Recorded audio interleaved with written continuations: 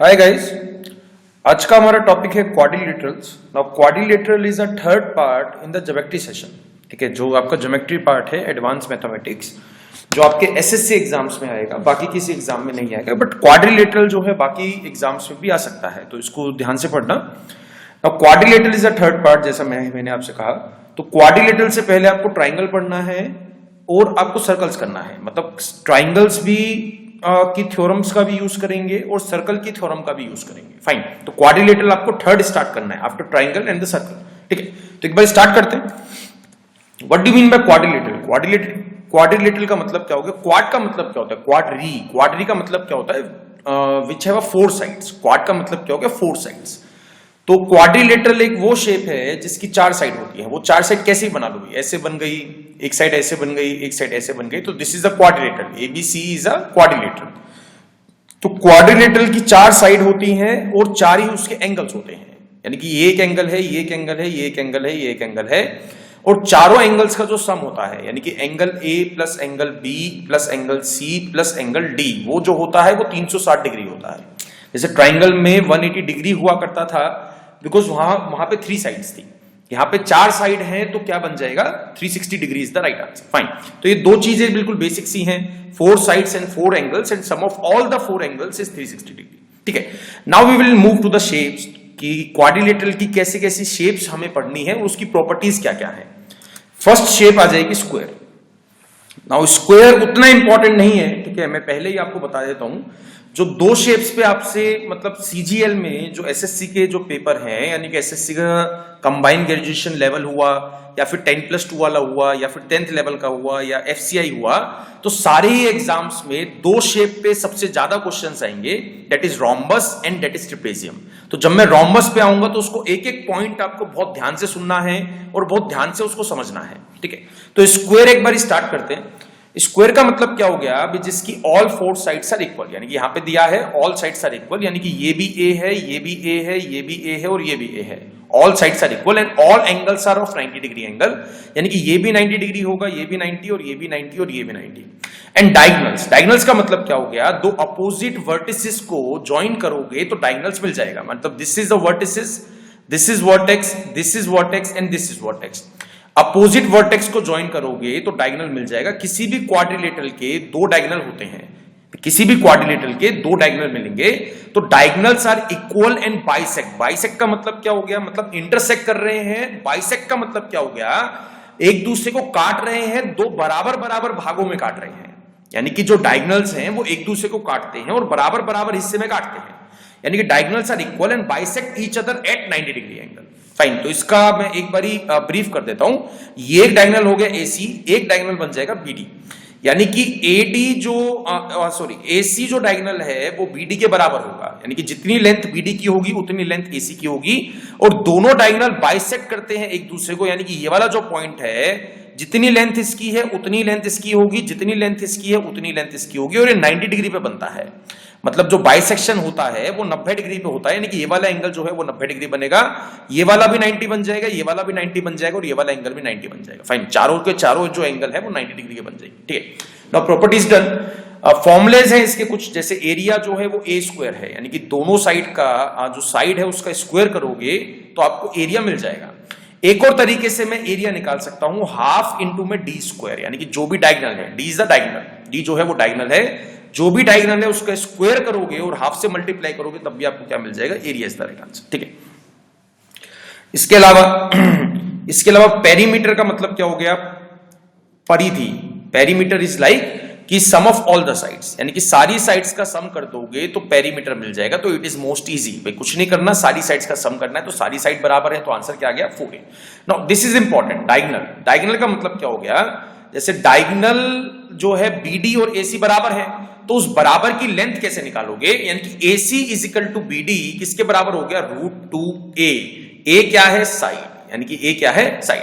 √2 को साइड के साथ मल्टीप्लाई करोगे तो डायगोनल की लेंथ आपको मिल जाएगी। तो स्क्वायर की मतलब अगेन एंड अगेन मैं एक चीज यहां पे आपसे कहना चाहूंगा कि डायगोनल्स आर द इंपॉर्टेंट, मतलब क्वाड्रिलेटरल में जो आपका हिस्सा है जहां से क्वेश्चंस बनेंगे वो डायगोनल्स का यूज करके बनेंगे। तो एक एक शेप की एक एक शेप की डायगोनल्स आपको ध्यान से समझने हैं कि डायगोनल कहां पे इंटरसेक्ट, कहां पे जो है बाइसेक्ट करते हैं, कहां पे बाइसेक्ट 90 पे करते हैं, कौन सी शेप में बराबर होते हैं, कौन सी शेप में बराबर नहीं होते हैं। तो ये एक एक डायगोनल का पॉइंट आपको ध्यान से समझना है। नेक्स्ट शेप पे आ गई, नेक्स्ट शेप है रेक्टेंगल, ठीक है, नेक्स्ट शेप है रेक्टेंगल। और रेक्टेंगल इज व्हाट, जिसकी दो अपोजिट साइड्स यानी कि two pair of opposite sides are equal and parallel, ठीक है, opposite sides are equal and parallel. जो अपोजिट साइड्स होती हैं वो एक दूसरे के बराबर होती हैं और एक दूसरे के समांतर होती हैं यानी कि पैरेलल होती हैं। All angles are of 90 degree angle, यानी कि चारों के चारों जो एंगल होते हैं वो 90 डिग्री के एंगल होते हैं। Diagonals are equal and bisects each other, यानी कि डायगोनल्स जो है बराबर हैं और एक दूसरे को बाइसेक्ट करते हैं, यानी कि ये एक डायगोनल बन जाएगा BD और एक डायगोनल बन जाएगा AC, यानी कि दोनों डायगोनल एक दूसरे को बाइसेक्ट तो करेंगे और बराबर भी हैं। बाइसेक्ट कर रहे हैं, बराबर है, तो स्क्वायर से क्या अलग है, स्क्वायर से एक पॉइंट मिसिंग है, यानी कि बाइसेक्ट 90 पे नहीं करते हैं। फाइन, जो ये वाला एंगल बनेगा वो 90 बनेगा नहीं बनेगा वो आपको मालूम नहीं है, वो आपको कुछ भी पता नहीं है। फाइन, तो ये दोनों डायगोनल बराबर हैं और दोनों डायगोनल बाइसेक्ट करते हैं, तो ये चारों के चारों जो साइड हैं, ये जो स्मॉलर साइड्स हैं, इस पॉइंट से इधर इधर इधर और इधर, ये चारों की चारों साइड बराबर मिल जाएंगी, ठीक है। तो प्रॉपर्टीज डन। एरिया जो है क्या हो गया, L मल्टीप्लाई B, यानी कि बेस मल्टीप्लाई बाय हाइट, यानी कि L multiply by B, length into में ब्रेथ। पेरीमीटर आपको समझ में आ गया, सम ऑफ ऑल द साइड्स, ये L है तो भाई इक्वल साइड्स है ना, अपोजिट आर इक्वल, तो ये भी क्या बन जाएगा L और यहां पे भी क्या आ जाएगा B, तो twice of L and twice of B plus कर दोगे तो पेरीमीटर आपको मिल जाएगा। डायगोनल इसको याद कर लेना, यानी कि अंडर रूट के अंदर L square plus B square है। डायगोनल की लेंथ में कैसे निकाल दूंगा भाई, दोनों डायगोनल बराबर हैं तो डायगोनल की लेंथ भी एक ही आएगी, अंडर रूट के अंदर L square plus B square, यानी कि ज्योमेट्री जो है मतलब geometry is all about cramming, यानी कि ज्योमेट्री जो है भाई रटने वाली चीज है। You need to learn the formulas, formulas आपको एक एक टिप्स पे रहने चाहिए बिल्कुल, कि इसका फॉर्मूला क्या है, इसका एरिया कैसे निकालते हैं, इसका डायगोनल कैसे निकालते हैं, डायगोनल की प्रॉपर्टीज क्या है, तो बहुत ज्यादा आपको याद करना है, ठीक है। इसमें समझने वाला बहुत कम है, इसमें याद करने वाला ज्यादा है भाई। वन मोर, नेक्स्ट शेप पे, दिस इज मोस्ट इंपॉर्टेंट, इस पे स्टार लगा देना, ठीक है, साइड साइड में और जो है ना नोट्स बनाते रहना। यहां पे स्टार लगा दो, स्टार का मतलब क्या होगा, मोस्ट इंपॉर्टेंट शेप, यानी कि rhombus, rhombus and the trapezium. जैसा मैंने स्टार्टिंग में कहा था, रोम्बस और ट्रेपेजियम सबसे ज्यादा इंपॉर्टेंट शेप्स हैं। एसएससी में 95% क्वेश्चन जो है इन दो शेप्स पे आए हैं, रोम्बस एंड ट्रेपेजियम, ठीक। तो रोम्बस देखते हैं। Rhombus is a tilt figure of the, tilt का मतलब क्या हो गया, स्क्वायर को थोड़ा सा अगर जो है टेढ़ा करते हो तो रोम्बस मिल जाता है, थोड़ा सा टेढ़ा करते हो तो रोम्बस मिल जाता है, यानी कि rhombus is a tilt figure of square, ठीक है। तो यहां पे अगर देखते हो तो फर्स्ट प्रॉपर्टी क्या है, ऑल साइड्स आर इक्वल, इसकी भी जो है सारी की सारी साइड बराबर है, यानी कि ये भी A है, ये भी A है और ये भी A है। All sides are equal and opposite sides are parallel, opposite side जो है वो पैरेलल रहेंगी और सारी की सारी जो साइड्स हैं वो इक्वल रहेंगी।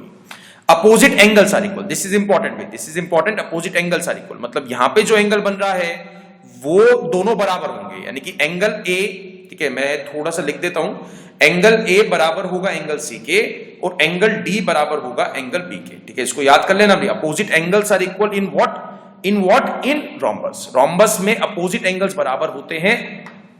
जब मैं शीट सॉल्व कराऊंगा, क्वेश्चन सॉल्व कराऊंगा तो इसमें इसका यूज करेंगे। डायगोनल्स आर नॉट इक्वल, तो फर्स्ट शेप आई है जिसमें डायगोनल बराबर नहीं है। स्क्वायर में डायगोनल बराबर थे, रेक्टेंगल में भी डायगोनल बराबर थे, रोम्बस में डायगोनल बराबर नहीं है, नॉट इक्वल, ठीक है। Diagonal but bisect each other, diagonal जो है वो एक दूसरे को बराबर बराबर हिस्सों में बांटते हैं। डायगोनल बराबर नहीं है बट एक दूसरे को जहां पे मिलते हैं उसको बाइसेक्ट करते हैं, दूसरे वाले डायगोनल को, जो डायगोनल है वो बाइसेक्ट करेगा, यानी कि ये साइड इसके बराबर मिल गई और ये वाली साइड जो है वो इसके बराबर मिल गई। फाइन, ऑल डायगोनल जो डायगोनल है, diagonal bisects each other at 90 degree angle, यानी कि डायगोनल बाइसेक्ट करते हैं एक दूसरे को, कितने डिग्री पे करते हैं, 90 डिग्री पे करते हैं सॉरी। तो डायगोनल जो है वो बाइसेक्ट करते हैं एक दूसरे को और कितने डिग्री पे करते हैं, 90 पे करते हैं। ये भी एंगल 90 है, ये भी एंगल 90 है, ये भी एंगल 90 और ये वाला एंगल भी 90 है, ठीक है। Diagonals R angle bisector, most important, this is also the most important. Diagonal जो है वो एंगल बाइसेक्टर होता है, यानी कि ये वाला जो डायगोनल है, जो AC जो भाई डायगोनल है, भाई लेट सपोज एक मैं एग्जांपल देके आपको बता देता हूं। ये वाला जो एंगल है इसको मान लेते हैं लेट सपोज 120 है, ठीक है, फाइन। ये वाला जो एंगल है वो 120 है। अब ये जो AC डायगोनल है, ये डायगोनल इस एंगल को बराबर बराबर हिस्सों में बांट देगा, यानी कि ये वाला एंगल भी क्या बन गया 60 डिग्री और ये वाला एंगल भी क्या बन गया 60 डिग्री। मोस्ट इंपॉर्टेंट भी, बहुत ज्यादा इंपॉर्टेंट है ये वाला, यानी कि डायगोनल्स आर एंगल बाइसेक्टर।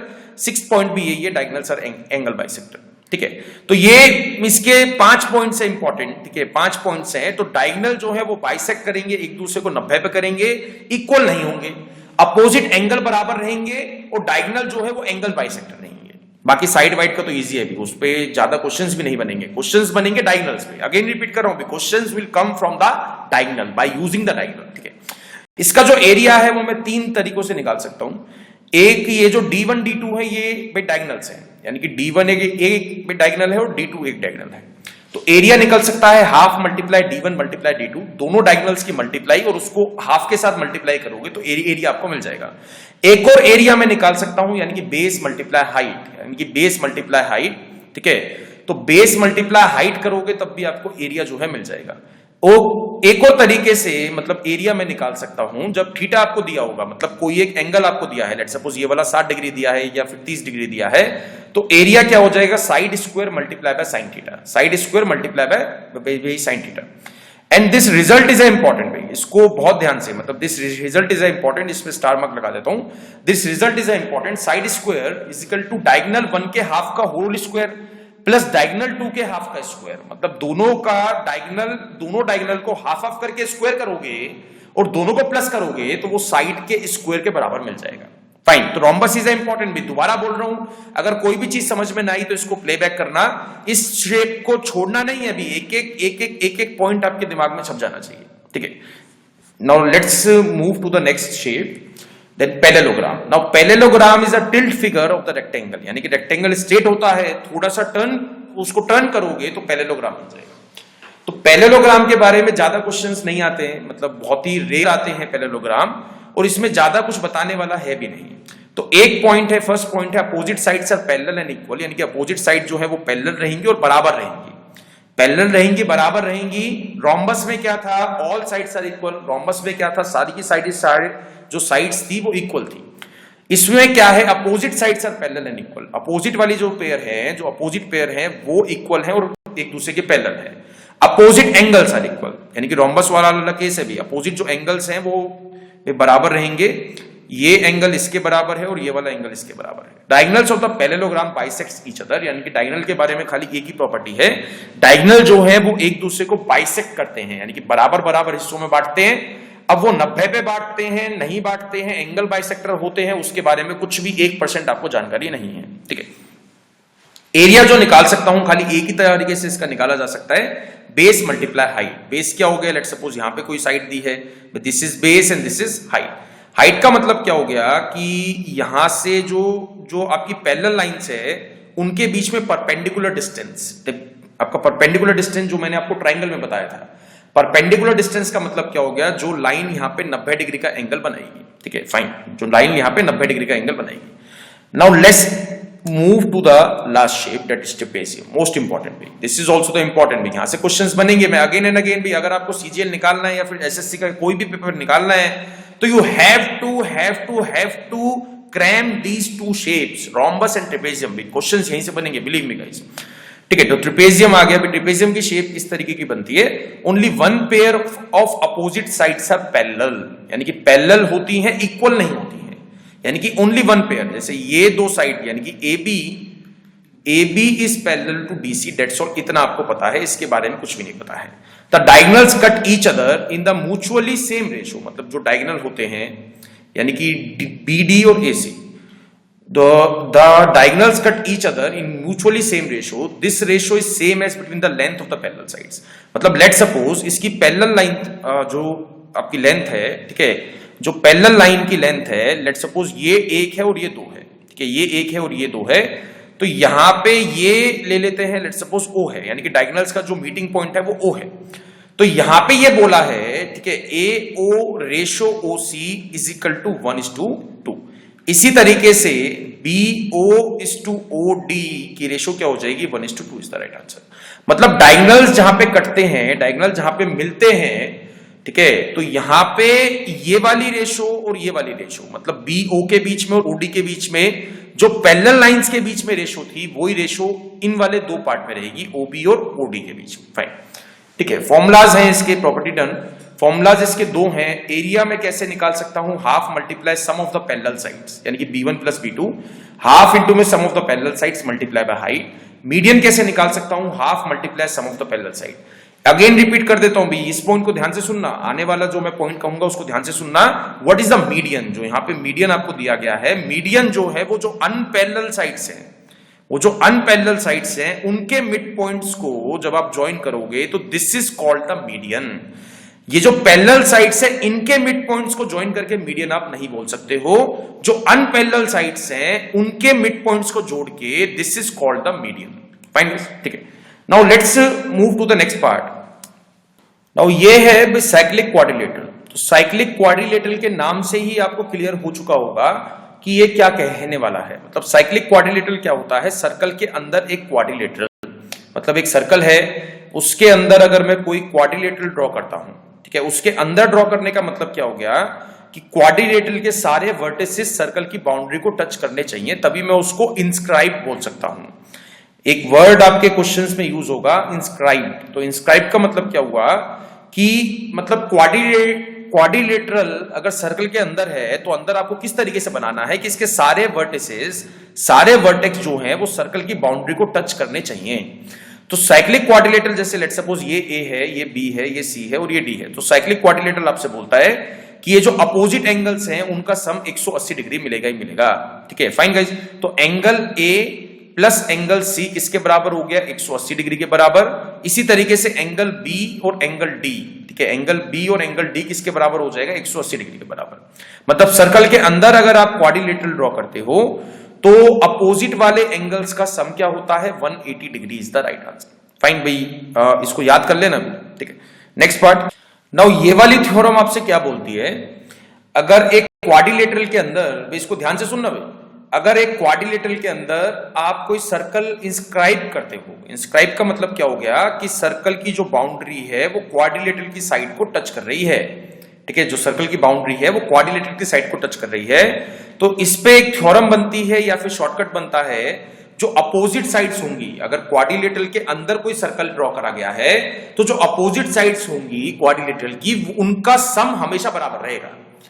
भाई चीज समझ में आई? और थोड़ा सा मैं जो है इसको ब्रीफ कर देता हूं, यानी कि A B plus D C, यानी कि जो अपोजिट साइड्स हैं उनका सम दूसरी वाली अपोजिट साइड्स के बराबर होगा, यानी कि A B plus D C किसके बराबर हो जाएगा, A D plus B C के बराबर। यानी कि इन दोनों साइड्स का सम और इन दोनों साइड्स का सम जो है वो हमेशा बराबर आएगा, A D plus B C and A B plus D C जो है वैल्यूज बराबर आएंगे। भी इसको यूज करूंगा मैं आने वाले कुछ एक दो क्वेश्चंस में इसका यूज करूंगा, तो इसको ध्यान से ध्यान रखना है। उस टाइम ऐसा ना हो कि आप भूल जाओ, ठीक है, एग्जाम में भी ऐसा नहीं होना चाहिए कि आप भूल जाओगे। अगेन मैं रिपीट कर रहा हूं, ज्योमेट्री में there is need to learn, ठीक है, बहुत ज्यादा आपको याद करना पड़ता है। ठीक है, फाइन। तो क्वेश्चन से स्टार्ट करते हैं। फर्स्ट क्वेश्चन बिल्कुल इजी सा क्वेश्चन है, a square is inscribed in a circle, यानी कि एक सर्कल है उसके अंदर एक स्क्वायर है, उसके अंदर एक स्क्वायर जो है वो इंस्क्राइब करा गया है। तो इंस्क्राइब का मतलब मैं दोबारा समझा देता हूं, यानी कि स्क्वायर की वर्टिसेस जो है वो सर्कल की बाउंड्री को टच करनी चाहिए। ठीक है, square is inscribed in a circle having side 14 centimetre, यानी कि जो स्क्वायर है उसकी साइड क्या आ गई, 14 सेंटीमीटर। ठीक है, तो यहां पे find the area of the circle. तो एरिया ऑफ द सर्कल क्या पढ़ा था अभी लास्ट चैप्टर में, पढ़ाया था ना, पाई आर स्क्वायर, यानी कि पाई आर स्क्वायर अगर मेरे को निकालना है तो we need to find the value of R first. में रेडियस पता नहीं होगा तो मैं एरिया जो है सॉल्व नहीं कर सकता हूं।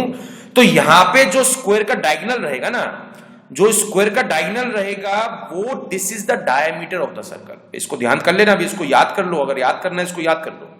Now this is the centre of the circle, जो स्क्वायर का डायगोनल होगा, अगर स्क्वायर सर्कल के अंदर ड्रॉ करा गया है, अगर स्क्वायर जो है वो सर्कल के अंदर इंस्क्राइब करा गया है, तो जो डायगोनल होगा स्क्वायर का that is the diameter of the circle. तो यहां पे इसका डायगोनल तो निकाल सकते हैं ना, डायगोनल निकालने का फॉर्मूला क्या था, 14√2। ए रूट 2 था ना, तो ए क्या था उस केस में, साइड था। तो यहां पे साइड को मल्टीप्लाई किसके साथ करना है, √2 के साथ करना है। तो साइड क्या दिया आपको, 14, तो इसकी डायगोनल की लेंथ क्या आ गई, 14√2। तो यहां से जब सॉल्व करोगे तो this is a diameter, diameter 14√2 है, तो रेडियस क्या मिल गया आपको, 7√2 is the right answer, half of the diameter. इसके बाद आपको निकालना है एरिया, यानी कि पाई आर स्क्वायर में आर की वैल्यू आपको डालनी है 7√2। तो पाई क्या होता है 22/7 मल्टीप्लाई आर, आर क्या मिल गया 7√2 मल्टीप्लाई 7√2। ठीक है, तो एक 7 से कट जाएगा 7, तो 22 multiply 7 multiply 2 is the right answer. तो इसको जब सॉल्व करोगे तो आंसर आ जाएगा 308 is the right answer. This is centimetre square, यानी कि this is the area of the circle. तो स्क्वायर या फिर रेक्टेंगल पे बहुत ही रेयर क्वेश्चन है, कोई एक दो क्वेश्चन फंस गया तो फंस गया, बाकी रोम्बस एंड ट्रेपेजियम, रोम्बस और ट्रेपेजियम बिल्कुल आपको रटना है कि इसके फॉर्मुलेस क्या है, इसकी प्रॉपर्टीज क्या है, इसके डायगोनल्स क्या है। ठीक है, सेकंड क्वेश्चन देखते हैं। The perimeter of the rhombus is 40 metre. ठीक है, एक रोम्बस दिया है जिसका पेरीमीटर 40 है। तो रोम्बस की भाई sorry, this is not the rhombus, this is not the rhombus, rhombus is like this. ठीक है, कोई रोम्बस दिया है जिसका पेरीमीटर 40 है। This is A, this is B, this is C and this is D. Rhombus का perimeter 40 metre है, यानी कि 40 सेंटीमीटर ले लो। तो यहां पे उसने पूछा है और उसकी हाइट दी आपको 5 मीटर, उसकी हाइट दी आपको 5 metre, then area in square metre is the right answer. मतलब एरिया आपको निकालना है मीटर स्क्वायर में। तो अगर पेरीमीटर आपको 40 दिया गया है तो पेरीमीटर क्या होता है, सम ऑफ ऑल द साइड्स, और रोम्बस की सारी ही साइड बराबर है, सारी साइड बराबर है। तो 40 को किससे डिवाइड कर दोगे, 4 से, तो 4 इसकी साइड है, तो आंसर क्या आ जाएगा 10। तो ये साइड भी इसकी 10 है, ये भी 10 हो गई, ये भी 10 हो गई, ये भी 10 हो गई। और हाइट आपको क्या दी है, यहां से अगर ड्रॉ करोगे तो हाइट क्या आ गई आपके पास 5 मीटर। तो मैं कौन सा फॉर्मूला अप्लाई करूंगा, रोम्बस के मैंने 3 फॉर्मुलेज आपको बताए थे। तो इसमें क्या क्या पता है, इसमें बेस पता है और इसमें हाइट पता है। तो फॉर्मूला लगा दोगे, बेस मल्टीप्लाई हाइट, बेस हो गया 10 और हाइट होगी 5। आंसर क्या आ गया 50 metre square is the right answer. This is the area of the rhombus having 40 metre perimeter and height is 5 metre. Fine guys, let's move to the third question.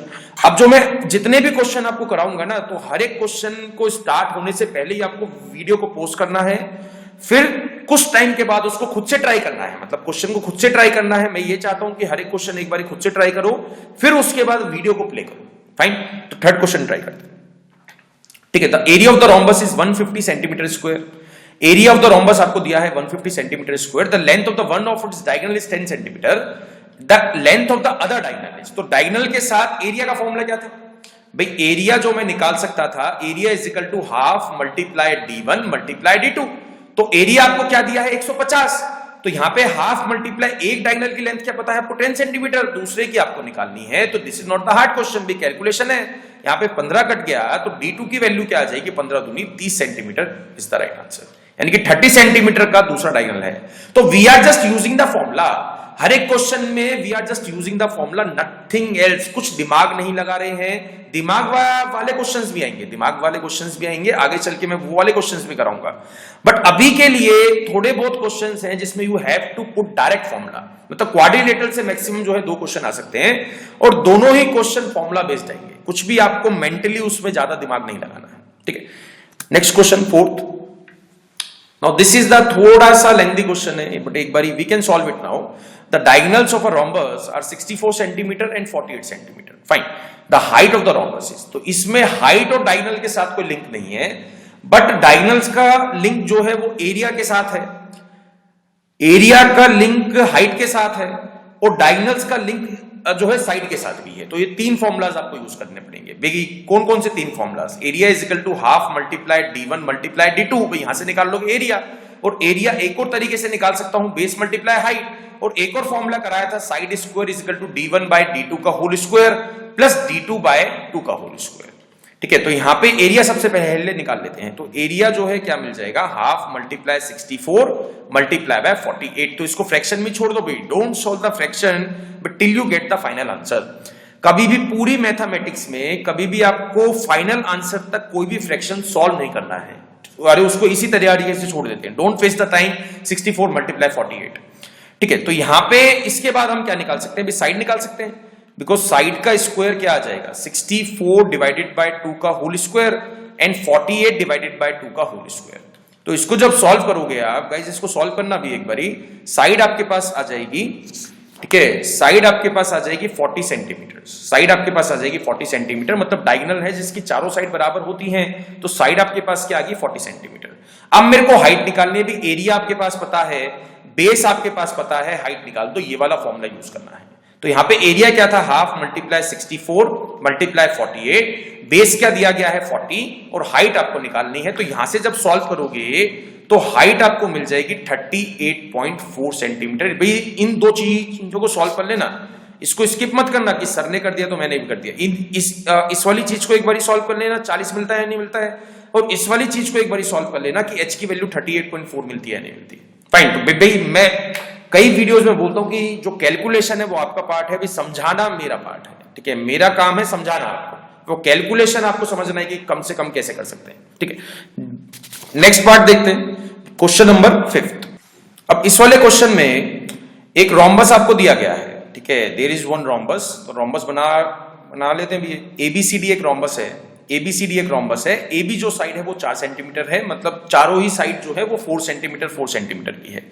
And angle ABC is equal to 120 degree. अभी आपको dimensions इसमें नहीं डालनी। कभी भी अगर rhombus के साथ आपको एंगल दिया जाएगा तो don't push dimensions at the first instance, यानी कि सबसे पहले जल्दबाजी में आपको डायमेंशंस पुट नहीं करनी है। यहां पे एंगल पढ़ो भी क्या दिया है, ऑब्ट्यूज दिया है या एक्यूट दिया है। ऑब्ट्यूज दिया है 120 डिग्री, तो यहां पे ये वाला तो 120 डिग्री नहीं बन पाएगा ना, because this is a acute angle, this is a acute angle. भी इस चीज को देखो, ये वाला एक्यूट एंगल है ना, तो ऑब्ट्यूज कौन सा है, ये वाला एंगल है, यानी कि ये वाला एंगल 120 डिग्री का है।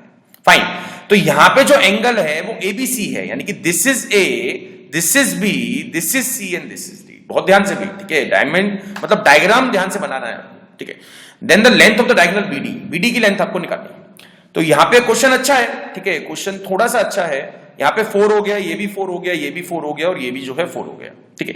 We need to find the length of the BD, और ये वाला एंगल आपको 120 डिग्री का दिया गया है। अब एक चीज, एक थ्योरम, एक प्रॉपर्टी मैंने आपको कराई थी, जो डायगोनल होता है वो एंगल बाइसेक्टर होता है in case of rhombus. Rhombus में जो डायगोनल होता है वो एंगल बाइसेक्टर भी होता है, यानी कि जो 120 डिग्री है, ये जो बीडी की लाइन है वो इसको आधे आधे में काट देगी। This is also 60 and this is also 60।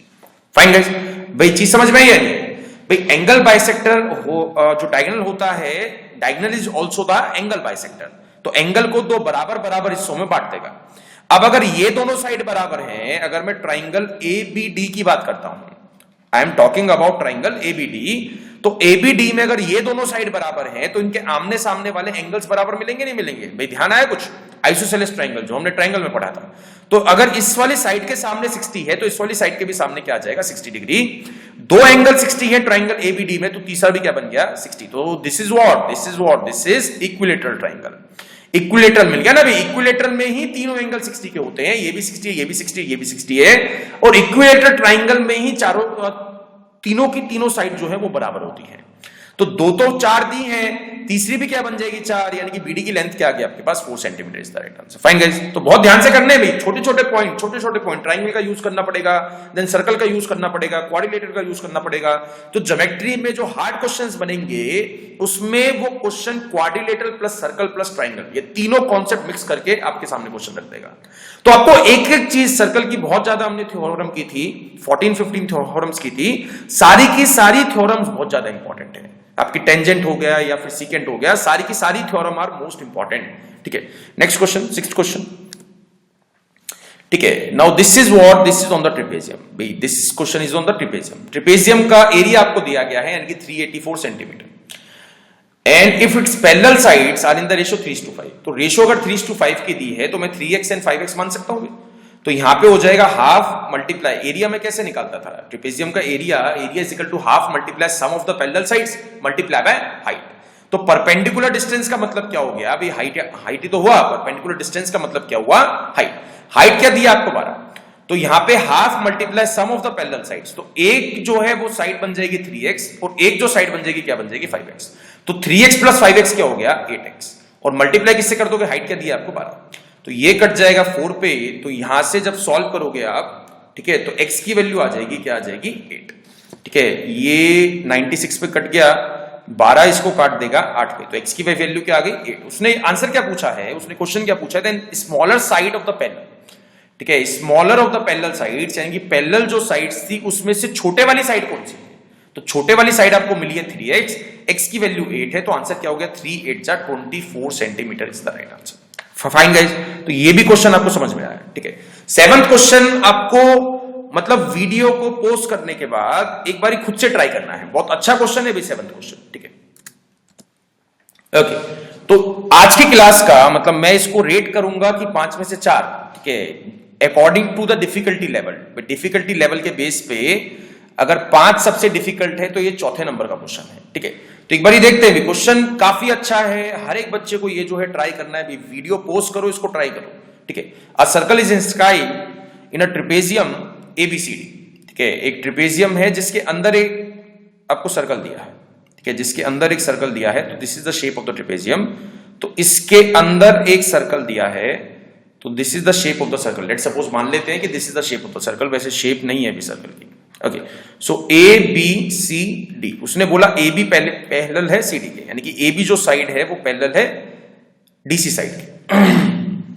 AB दिया है 18 सेंटीमीटर, CD आपको दिया है टोटल 32 सेंटीमीटर, ठीक है। DC आपको दिया है 32 सेंटीमीटर और BC और AD दोनों साइड बराबर हैं। BC और AD दोनों साइड बराबर हैं, डेट इज 25 सेंटीमीटर। भाई this is also 25 and this is also 25। तो उसने पूछा है then find the radius of the circle. Important है भाई, रेडियस में कैसे निकाल सकता हूं, ठीक है। रेडियस में कैसे निकाल सकता हूं, अगर मेरे को सर्कल का डायमीटर मिल गया, फाइन। अगर मेरे को सर्कल का डायमीटर मिल जाता है तो उसका हाफ कर दोगे तो आर की वैल्यू आपको मिल जाएगी, यानी कि रेडियस आपको मिल जाएगा, फाइन। तो यहां पे जिसने भी ये क्वेश्चन पोस्ट करके ट्राई करा था, उन्होंने सबसे पहले इसमें क्या सोचा, सर मीडियन निकाल देंगे। भाई मीडियन जो है, जब सर्कल इसमें ड्रॉ करोगे तो सर्कल जो है वो मीडियन मिड पॉइंट पे टच नहीं करेगा। भाई मीडियन तो यहां से यहां तक का निकलेगा ना। BC का मिड पॉइंट ये है जहां पे सर्कल टच नहीं कर रहा है, ठीक है। इस सर्कल की जब ठीक से शेप बनाओगे तो यहां से इस तरीके से घूम के आएगा, ठीक है। तो वो मीडियन जो है भाई काम की नहीं होगी। मीडियन वी कैन नॉट से कि मीडियन इज अ डायमीटर, तो मीडियन वाला केस तो हटा दो। तो डायमीटर में कैसे निकाल सकता हूं, but diameter is indirectly the height of the trapezium, यानी कि diameter is the height of the trapezium. Height को मैं बोल सकता हूं डायमीटर, मीडियन को मैं नहीं बोल सकता हूं। मीडियन जो है, जब सर्कल जो है इस वाली साइड AD साइड को टच करेगा तो वो मिड पॉइंट पे टच नहीं करेगा। तो यहां से जब इस वाले मिड पॉइंट से इस वाले मिड पॉइंट को जोड़ोगे तो मीडियन जो आएगा वो मीडियन डायमीटर नहीं होगा, ठीक है। तो ये आ गई हाइट। हाइट को मैं बोल सकता हूं डायमीटर। नाउ अगला जो क्वेश्चन बन गया है कि how to find the height. Height कैसे निकालेंगे इसमें। अब यहां पे अगर मैं यहां से ड्रॉ करता हूं परपेंडिकुलर भी, this is also the height, और यहां से परपेंडिकुलर ड्रॉ करता हूं तो this is also the height. भाई हाइट तो बराबर ही है ना भाई, ये वाली हाइट इस वाली हाइट के बराबर है, ये वाली हाइट इस वाली हाइट के बराबर है, तो हाइट तो वो रहेगी ना सेम, ठीक है। तो यहां पे अब एक बार क्वेश्चन को बनाते हैं। भाई यहां पे दिया है 18, यहां पे दिया है 18, तो यहां से यहां तक की भी लेंथ क्या मिल जाएगी आपको, 18। मैं खाली यहां से यहां तक की बोल रहा हूं भाई, यहां से यहां तक की लेंथ क्या आगे आ जाएगी 18। अब टोटल लेंथ थी CD की 32 में से 18 मिल चुका है, तो यहां से यहां तक की और यहां से यहां तक की दोनों का सम करोगे तो क्या मिलनी चाहिए, लेंथ 14 सेंटीमीटर। फाइन गाइस, इतना आपको समझ में आया। अब ये हाइट है तो ये भी h होगा, ये भी h होगा और यहां पे भी h होगा, फाइन, यहां पे भी h होगा। अब अगर मैं ट्राइंगल्स की बात करता हूं, ये वाला ट्राइंगल, एक ट्राइंगल पकड़ लो ये वाला, और एक ट्राइंगल पकड़ लो ये वाला। भाई ये दोनों ट्राइंगल्स बराबर हैं या नहीं है। मैंने आपसे एक क्वेश्चन पूछा कि ये दोनों ट्राइंगल बराबर हैं या नहीं है। अगर इन ट्राइंगल्स में देखते हो आप, ठीक है, इन ट्राइंगल्स की दो साइड बराबर हैं, ये 25 है यहां पर और यहां पे भी ये क्या है 25 है, और ये वाली हाइट भी तो बराबर होगी ना भाई, ये वाली हाइट भी तो बराबर है, इसकी भी हाइट h है और इसकी भी हाइट h है। तो अगर ट्राइंगल में दो साइड बराबर है तो तीसरी तो बराबर मिलेगी आपको।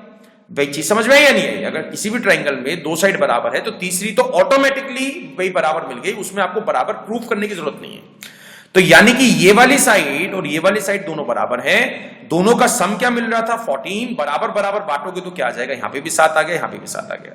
अब राइट एंगल ट्राइंगल के ट्रिपलेट्स लगा दो, 25 और 7 के साथ कोई ट्रिपलेट बनता था, 7, 24, 25, तो ये वाला क्या आ जाएगा 24।